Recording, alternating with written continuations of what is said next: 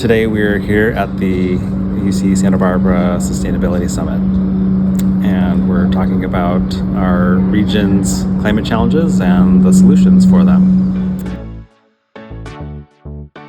3C Ren is one of the programs that our Sustainability Division houses, and we are a sponsor of the Sustainability Summit, and I'm also on the Central Coast Sustainability Summit Steering Committee. The Guadalupe Lompoc Initiative provided funding to support us in our education goals because it is such an impacted environmental area.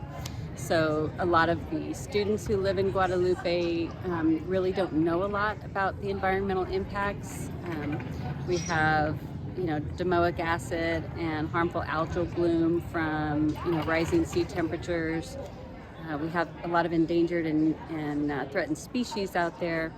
And so GLI, the Guadalupe Lompoc Initiative, provided funding to help us do education around those and actually do restoration. We are out there improving access to that area, trying to make the roads drivable and get people out there to remove invasive species and plant native species.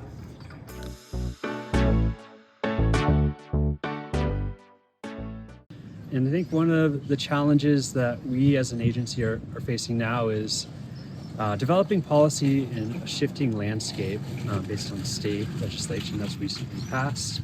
Also, the city of Santa Barbara has its own city-run community choice aggregator, Santa Barbara Clean Energy.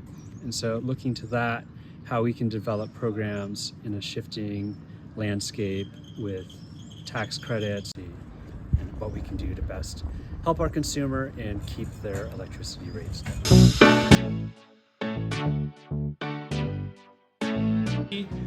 Came here to learn more about the food recovery, food hubs, and also the textile recycling. I thought that was pretty interesting.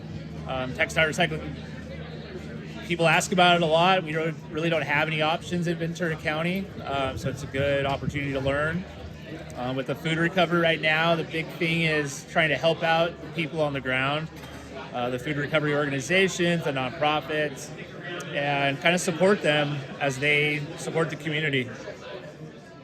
One of the things that we're trying to do is really take an equity focus to our work. When it comes to outreach and communication, we're partnering with our local community health outreach workers who leverage their social networks and speak in the languages that are native to the community and do outreach that is culturally relevant.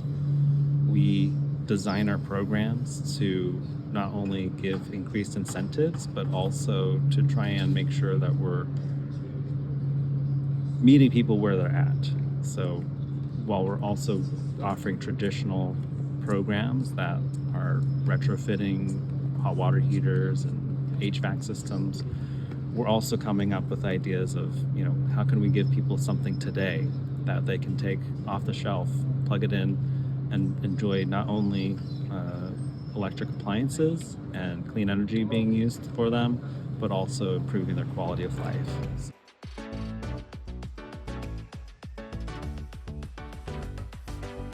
What I really took from today's whole presentations was the disconnect between the impact that people are doing and the actual reward monetization mechanisms that are out there, and being able to bridge volunteering with giving an actual way for people to make a living. So specifically what Dave Fortson mentioned with Region Network and providing a framework for an ecological benefit that goes beyond just carbon markets, and having a broader look at soil quality, water, species biodiversity that can help regenerative land management practitioners actually make a living sequestering carbon and not just having to make it a benefit. Oh, hey, we are a regenerative farm, that's our marketing angle, but actually have it be a way to monetize and give regenerative land practitioners an extra source of income.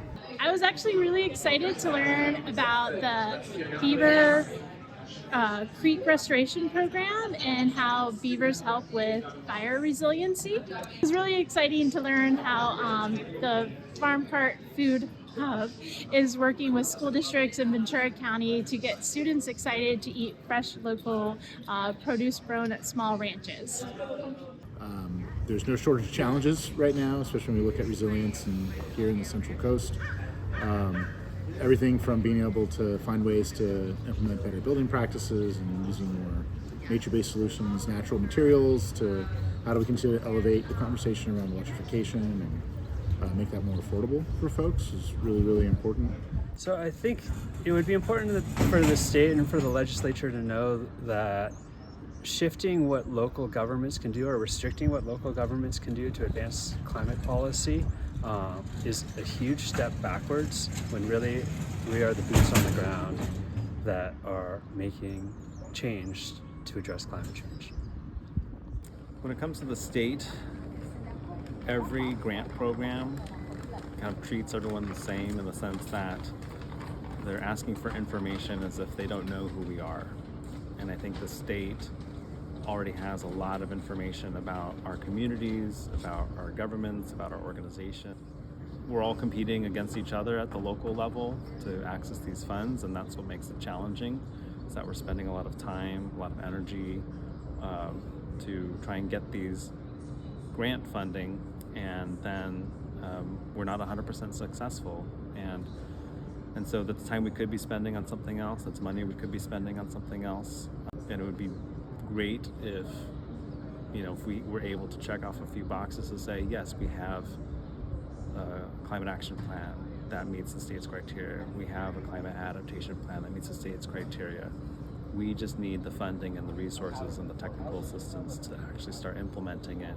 And we shouldn't have to keep rehashing and re-explaining ourselves, re-justifying ourselves to the state when all of this is really in the public domain already, and it should be captured and processed in a way that should help kind of accelerate us accessing what we need.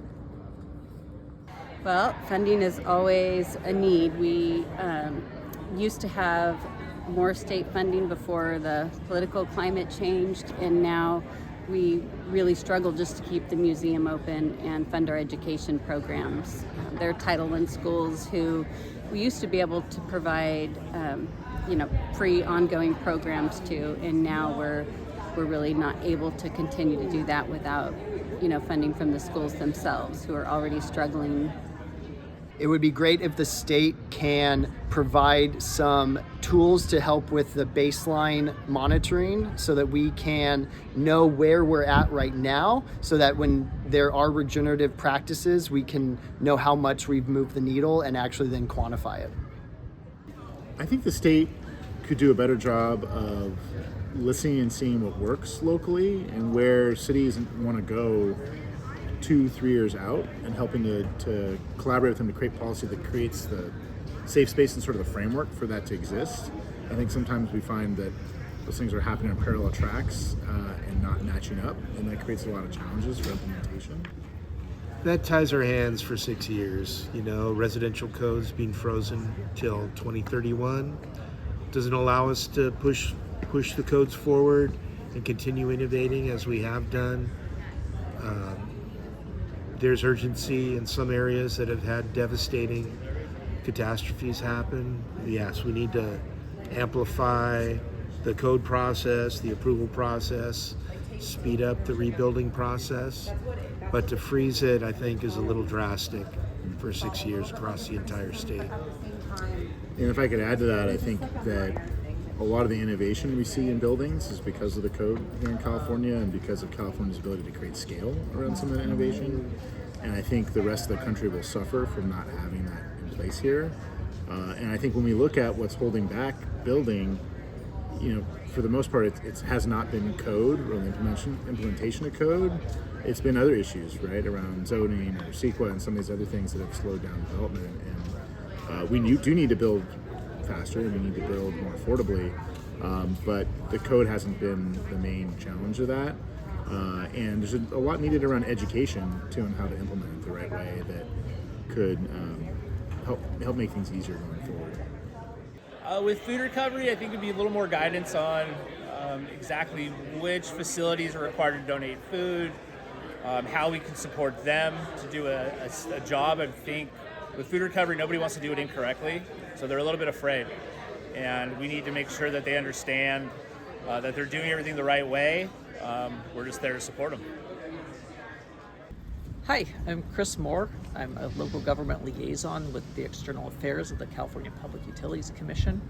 I'm here at UCSB for the Central Coast Sustainability Summit. It's exciting here to see some of the actors do such great, exciting work in energy and sustainability and climate action on the Central Coast. It's great to just connect with people in person anytime I can. I'm really excited that the state local energy and climate collaboration is coming to the Central Coast in the new year. It's really great to see these conversations being advanced. They're tough conversations between the state rules, local actions, and it's great to have SLEEK as a forum to talk about the obstacles and how we can more effectively work together. In this time of shifting landscapes at both the state and federal level, networks of local governments, cities and counties, and sustainability staff that are working together towards climate goals has been really, really important. Events like SEEK and SLEEK and organizations like SLEEK have been really, really helpful in advancing and creating solidarity and allowing us to have a larger voice in Sacramento.